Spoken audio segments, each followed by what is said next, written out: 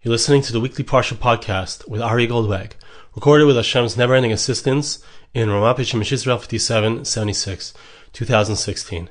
This week's Parsha is Parsha's Vaera, and in our Parsha we have Hashem instructing Moshe to go to Pharaoh, and to show him who is really the power. Pharaoh sees himself as the one who's in power. He sees himself as the one who is enslaving the Jewish people, who is their master. And Hashem consistently says over and over to Moshe, go to Pharaoh and show him who's the real boss, who's the real master. And all of the makos, all of the plagues, are there to show Pharaoh and all of Mitzrayim, all of Egypt, who is the real master. Now, what's very interesting and beautiful, I'd like to share with you a medrash. I also want to show you the way of the medrash, how the medrash works. And it's something that we've seen, and it's something that just crystallized for me today as I was working on and preparing this Parsha podcast. The Medrash says, quotes our Pasuk, chapter 7, verse 1, Vayomer Hashem al Moshe, God said to Moshe, Re'ena saticha Elohim leparo, see that I have made you to be a god in front of Pharaoh. What does it mean that I've made you to be a god? The word Elohim, when not used in reference to God, so it means a mighty power. But we're going to see, the Medrash is going to tell us an amazing thing, that Moshe Rabbeinu is considered a god in a certain sense. We need to know what that means, but it's very interesting. I'm going to share with you actually the end, like we did last week. I'm going to share with you the end of the Medrash, because the way that the Medrash works, the setup of the Medrash is that it quotes or it speaks about the same idea in a different context, and then we come back to our context and we see an understanding of our context based on the same idea as we see it in another context. But the way that it's set up is in such a way that as you read it, it becomes difficult to understand. And as you continue to read it, it becomes more difficult to understand. But the end of the Medrash actually completes our picture and helps us to understand everything that's going on. Just like I do in all of my Parsha podcasts, we ask a whole bunch of questions, and at the end we have a concept which explains all of the ideas until there. So that's the setup of the Medrash. So I actually want to give you the end. I want to give you the answer to the question before. So this way, as we ask the questions and as we see the idea that the Medrash is trying to give over, we see the questions and the difficulties, we'll already have inside of our minds the seeds of what's going on here. So the last few lines of the Medrash, God said to Moses, and this is based on our verse that Hashem says, I have made you a god unto Pharaoh. Paro harasha asatzmei leha, the evil Pharaoh, who represents the ego, who represents all evil, all ego. So Pharaoh has made himself, he has claimed that he himself is a god. Shenamar, as the verse says in Ezekiel chapter 29 verse 3, referring to Pharaoh, that Pharaoh said, Li ya'iri, the Nile is mine, vani asisini, I made myself. Evil says it's made itself, that it's an independent entity from God. It itself is God. So Hashem says to Moshe Rabbeinu, to Moses, therefore, the purpose of what we're doing here in Mitzrayim, the purpose of what's going on, this confrontation between good and evil, the redemption process is about me proving that you are like a god to Pharaoh. There's a big difference between Moshe Rabbeinu being like God or being godly, as opposed to Pharaoh, who sees himself as the all, the be-all, the end-all. Now hold on to that idea. We're going to read through the Medrash, beautiful Medrash, parts of which don't seem to have to do with us, but amazingly and beautifully do. Back to the beginning of the Medrash. Hadahu dichsiv. The Medrash quoted that verse that says God is going to make Moses to be like a god. So we have the following verse. It says, Ze'u sha'arim rasheichem. It's a verse in Psalms, chapter 24, verse 7. The verse says that David HaMelech, King David, was saying, let the gates open up, the gates of holiness, the gates of spirituality, the gates of Kedusha, let them open up. Se'u sham rashechem, let the heads of the gates raise up. Now, the Medrash brings this pasuk into a different context. Shlomo Amar ha-pasuk hazeh, b'shah shehichnis ha'aron lebeis kodshei HaKodashim. King Solomon, he was the one who built the first temple, and he wanted to bring the Aron HaKodesh, the Aron HaBris, the Holy Ark, which represented the relationship of God with the Jewish people, represented all of holiness, represented the holiness of the relationship, the beauty of the relationship, the center of the relationship. It goes into the Kodesh HaKadoshim, into the Holy of Holies. He wanted to bring it in. Asa Aron Shel Eser Amais. Very interesting that Shlomo HaMelech, King Solomon, according to this version of the Medrash, there are other versions, but according to this version, he made his own Aron, different than Moses' original ark. He made his own ark, that it was 10 amas tall, it was 10 cubits high. Kevan she'egia lePesach Beis HaMikdash. Now when he got to the doorway of the temple, Haya Pesach Shel Eser Amos, there was a problem. He had miscalculated. The doorway of the temple was exactly 10 amas high, 10 cubits high. Now if you want to bring something which is exactly 10 cubits high through a doorway which is exactly 10 cubits high, it's not going to fit. It doesn't work out. So, like we just said, the Aron was 10 amos high, couldn't fit into that doorway of 10 amos. And besides that, there were those who were actually carrying it from the sides, and they couldn't fit in, they couldn't get through. How are they going to get in? When he wanted to bring it in, he wasn't able. King Solomon got up and he was embarrassed. He made a mistake. He didn't know what to do. He started praying in front of God, but that didn't work. Nothing happened. So what did King Solomon do? Chazal say, he went and he brought King David's bier. He brought the coffin of King David, and he said, Hashem Elokim, al tashev penei mishichecha. Forget about me. Forget about my honor. Forget about my merits. Open up these gates in the merit of my father, King David. Don't turn away from the face of the one who you anointed, your Mashiach, your anointed one. Amar Rabbi Berechia, b'shem Rabbi Chelbo. Rabbi Berechia said in the name of Rabbi Chelbo, Ba'os Shah Chaya David. At that time, King David came alive. Va'komim chalidrosh. And this is something that you can actually see. It's possible anyone can darshan this and see. Shekein David Omer. Because King David says in Psalms, in chapter 30, verse 4, Hashem had lisa min sha'ol nafshi. God, you raised up from the darkest depths my soul. You gave me life after I had gone down into the pit. So you see that King David speaks about the fact that he came back to life.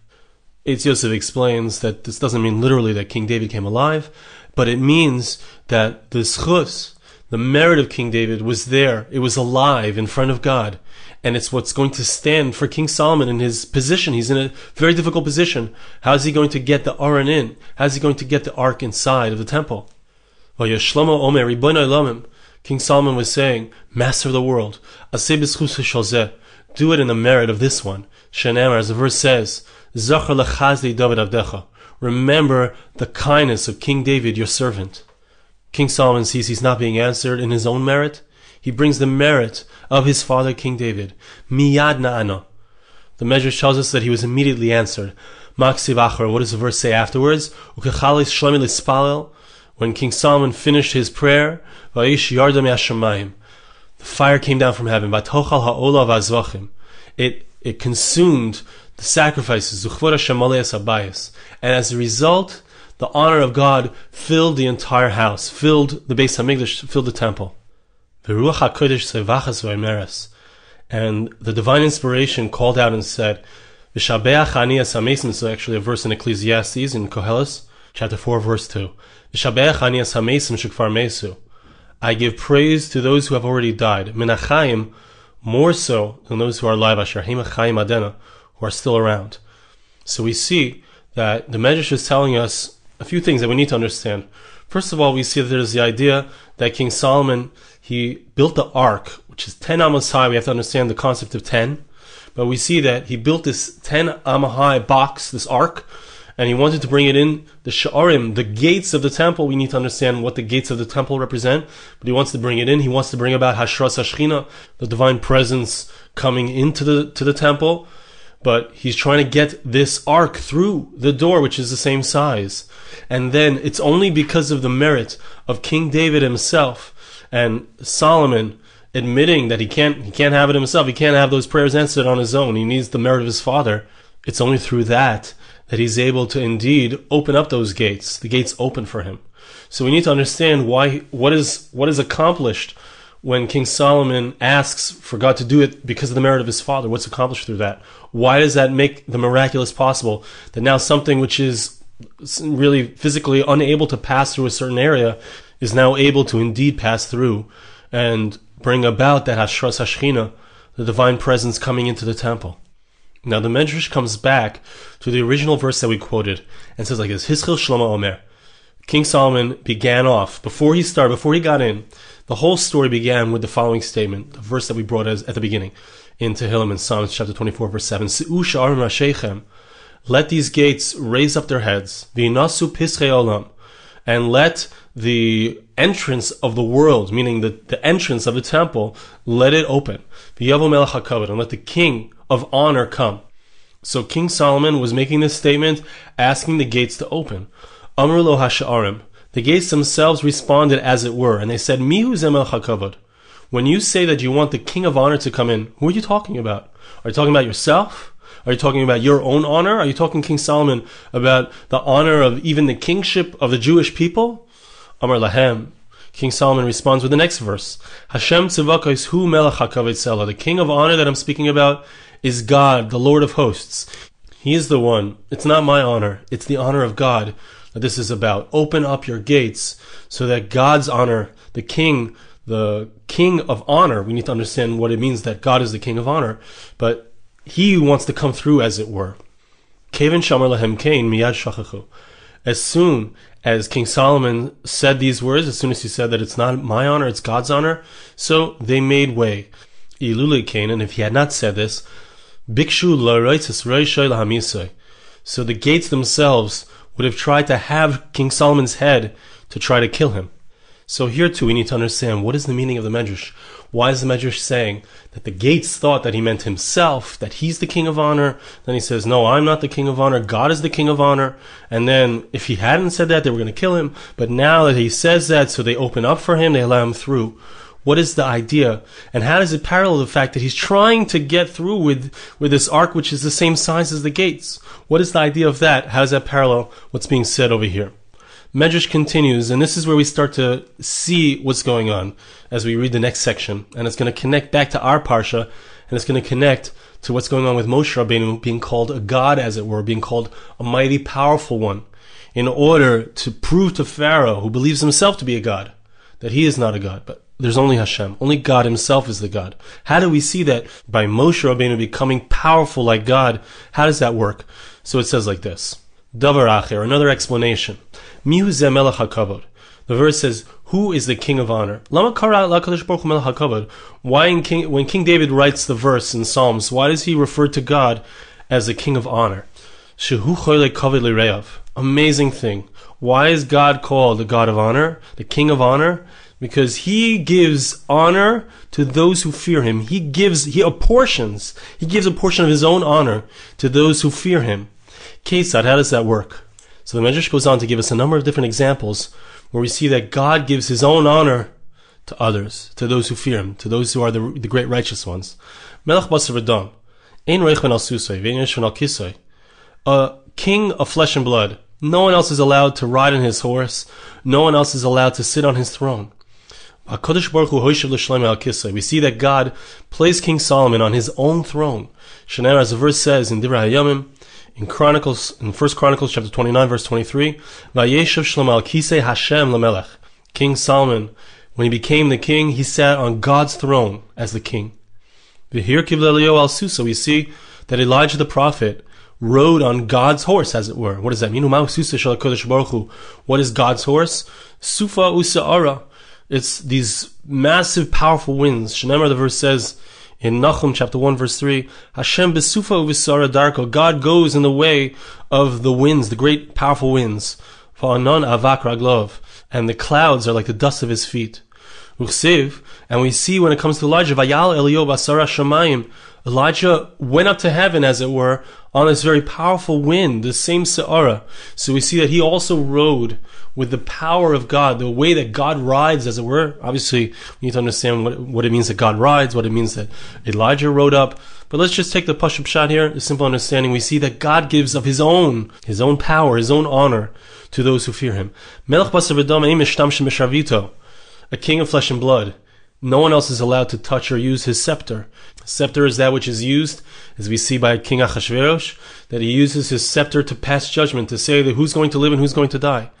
But we find that God gave over his scepter to Moses. Shneimar, the verse says in Exodus chapter 4, verse 20, Vayikach Moshe es mateh ha'elokim biyadoi. Moses took the staff of God into his hands. It's referred to as the staff of God because there's a certain power within it, and that power Hashem gives over to Moses to use that power. Melech basar v'dam ein leiv shnat Torah shelo, a king of flesh and blood. No one's allowed to wear his crown. But we find that in the future God is going to give his crown to the King Mashiach, the Messiah, who's going to wear it. What is, or how is the crown of God described? Kesem paz, pure gold. Shneimar, as the verse says in Shir Hashirim, in Song of Songs, chapter 5, verse 11. Reisha kesem paz. On God's head, as it were, there's a golden crown. The verse says, it's in Psalms chapter 21, verse 4, Tashis l'roisha ateres paz, that it's going to be placed upon his head a crown of pure gold. Melech basar v'dam ein leiv shen levushai, a king of flesh and blood. No one else is allowed to wear his clothing. V'Yisrael leiv shen levushai shel HaKadosh Baruch Hu. The people of Israel, verse tells us that they wear the clothing of God, as it were. Mahu levushai shel HaKadosh Baruch Hu. What's called the clothing of God? Oiz, it's power, strength. Shneimar, the verse says, Lavesh Hashem oiz his hazar, that God is enclothed in power. Also a verse in Psalms, chapter 93, verse 1. When it's son of Yisrael, we find that God gives that power to the Jewish people. Shneimar, as the verse says, Psalms 29:11. Hashem oiz lamo yitein, Hashem yavarech es amo b'shalom. God gives power to his nation. God will bless his nation with peace. Melech basar v'dam ein nikram b'shmai Keisar Augusta, a king of flesh and blood. No one else is allowed to use his title. His title is Caesar Augustus. If someone would try to steal that title, someone would call himself Caesar Augustus, they would kill him. He would be considered a Mori b'malchus. He would be considered someone who's rebelling against the king. We find that God himself calls Moses by his very own name. Shneimar, as the verse says, see that I've made you to be as a God, or as a powerful one, in regards to Pharaoh. So here too we need to understand, what is the idea that God gives over his own power, his own oaths, his own clothing, his own horse, his own kisei, his own throne. What is going on here? What is the idea? And also, how does one acquire that? How does one get that? How is it that Moses is able to be zeichet, to have the merit, that he gets the title? He's called Caesar Augustus. He himself is called president, the prime minister. How does he get that title? How does he acquire that he himself gets the name, as it were, of God? And how does it show to Pharaoh? Or why is this a response to Pharaoh? When Pharaoh says, I am God, I have made myself, I've created myself, I've created the Nile. How is the response to Pharaoh? Oh, you're not a God. Moses has the power of God. What is that idea? Or Moses is called a God. What is that idea? What is the teaching here? So I was thinking about the statement of the Medrash. The Medrash says that a regular king doesn't let anybody else wear his clothes, doesn't let anyone else ride on his horse. But it's very interesting because we see that there are two instances in Tanakh, there are two instances in the Torah where people have had that opportunity. People have worn the clothing of the king. One instance is Mordechai in the story of Esther, in the story of Purim. Indeed, he was able to ride on the horse of the king. He was able to wear the clothing of the king. We need to understand that. But I'd like to actually focus on a different place, which is Yosef HaTzadik. Joseph, he was given the ring of the king. He became second in command to Pharaoh, and he indeed had all of the power of Pharaoh. And Pharaoh himself said, only I shall be above you, only I shall be higher than you.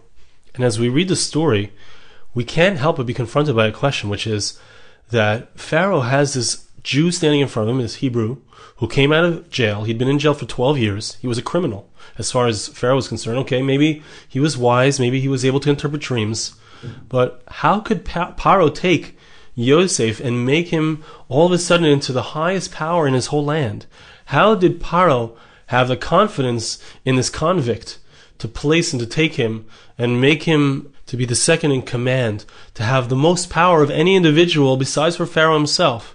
What was the understanding? And I believe the explanation is because when Yosef comes in and Pharaoh says to him, I've heard about you that you have the ability to interpret dreams.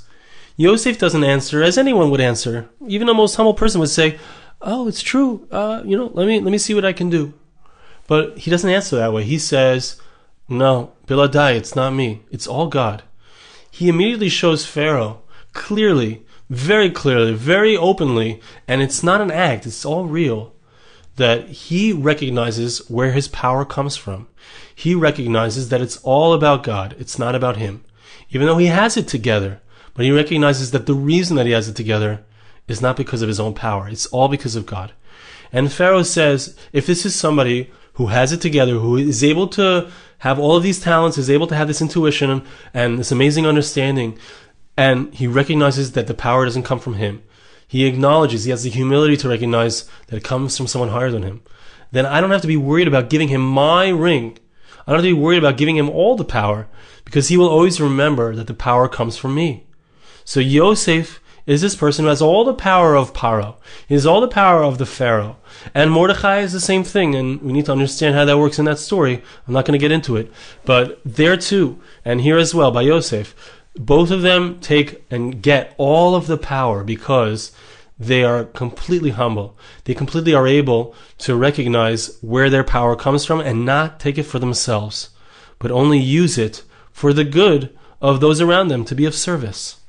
All of these examples that the Medrash gives us of Hashem giving over power, it's Cholek Kavod Lirev. God is called the King of Honor. And that means that he is like Lahavdil. He parallels the Pharaoh who gives his power to Yosef, because Yosef is worthy. The Jewish people are worthy. They are able to wear the clothes of God. And it's because of their humility, it's because of their recognition that their power ultimately stems completely from God, that they're able to wear that power and wear it appropriately. When they lose that, when they forget that, they're in trouble. Mashiach, the Messiah also, he is somebody who's able to completely nullify himself to God. He's a human being.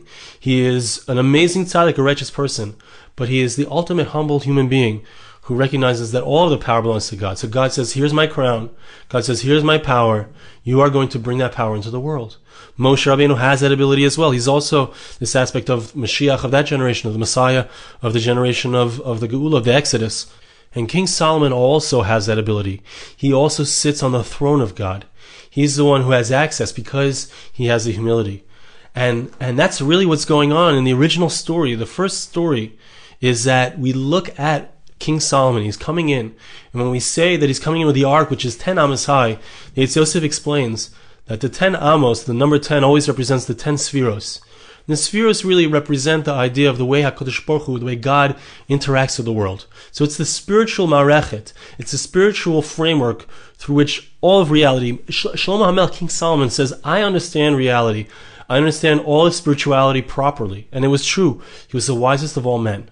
But there was a little bit something missing when he built that marechet, when he built that ark, in order to bring it into the temple, in order to bring down the Shekhinah, in order to bring down the divine presence into the temple, so that God should be Shoreh his Shekhinah, he should place his divine presence on the temple and onto the world and onto the Jewish people. He couldn't get it through the door. What the Medrash is really saying is that there was something lacking. There was something that was a little bit too big. It wasn't the ultimate level of humility which was required of King Solomon, of the person who he himself was the Messiah of his generation. He was the one who was the anointed one of his generation. So there was required an even deeper level of humility in order for him to be able to bring that ark, to bring down the Shekhinah, to bring down the divine presence into the Beis HaMikdash, into the temple. So by him recognizing that it wasn't his own merit, it's the merit of his father, there was a level of humility which he was able to attain, which allowed the gates to open. And that's also the pshat, that's also the understanding of the second aspect or angle of the story, where the gates say to him, which king of honor are you speaking about? Are you speaking about yourself? You're the king of honor. You want to come in? We're not going to let you through. But when he says, no, it's not about me. It's about the real king of honor, Hashem Tzivokes, God, the Lord of hosts. He is the one who needs to come in. Very interesting, because he says Hashem Tzivokes, the God, the Lord of hosts. The idea of the God, Lord of hosts means that God places himself within hosts. We all of the humankind, all of reality is a place where God rides, where God places himself within to shine through into the world. But God only places himself on those who have that humility, on those who don't take the honor for themselves. So as soon as King Solomon says, it's not about me, it's about God, and God is riding through me, God is the Melech HaKavod, he's the God of honor, he gives honor to all those who fear him, that's when the Sha'arim, that's when the gates open up, and he's able to bring about he's able to get through there with the ark, he's able to bring about the Hashras HaShechina, the divine presence resting upon the temple. Now when Pharaoh says, who is this God that I should honor him? Who is this God of the Hebrews that I should let my slaves out? He's really saying it's about me. It's all about me. I am myself. I am my own. I created myself. Li Ari Vani Asisini. That's Pharaoh's mistake. That's the mistake of the ego. That it's just me. That it's all about my honor. It's all about my power. And of course, Pharaoh had real power. He was the most powerful human being at the time. He was the leader of Mitzrayim, of Egypt, which was the most powerful kingdom at that time. So he had real power, but what he didn't recognize was that power came from God. He was being taught here, and all of the Jewish people had to learn this lesson as well. And all of humankind at that time needed to learn the lesson that it's a Moshe Rabbeinu who has the real power. It's Moses who's called godly. Why? Because he is the ultimate Anav. He's the ultimate humble human being who has the ability to allow God into the world. Not because he's taking that honor for himself, all the way around, because he's trying to bring honor to God. He's trying to bring honor to the Jewish people. He is only serving as a conduit. He is serving as a host for the greatness of God, which is going to be manifest within him and through him. And so that's how he receives that honor, and that's how he receives the Mateh Elokim, that's how he receives the Sharvit, the scepter of God, which is the means through which he's able to accomplish all of the amazing miracles and bring the Jewish people out of Egypt. I'd like to bless you, and please bless me back. Hashem should help us to develop that humility. The different ways of doing it. Recognize these different ways. Give the honor to our parents. Give the honor to God. Give the honor away. And then we receive it. Then God manifests through us. Hashem should help us to be able to have this humility, to be able to become a vehicle for the light that God wishes to bring into the world. Thank you so much for listening. Have a wonderful Shabbos. This podcast was made possible through the gracious donations of listeners like you. For more podcasts like this, please visit www.arigoldwag.com or search on iTunes Ari Goldwag.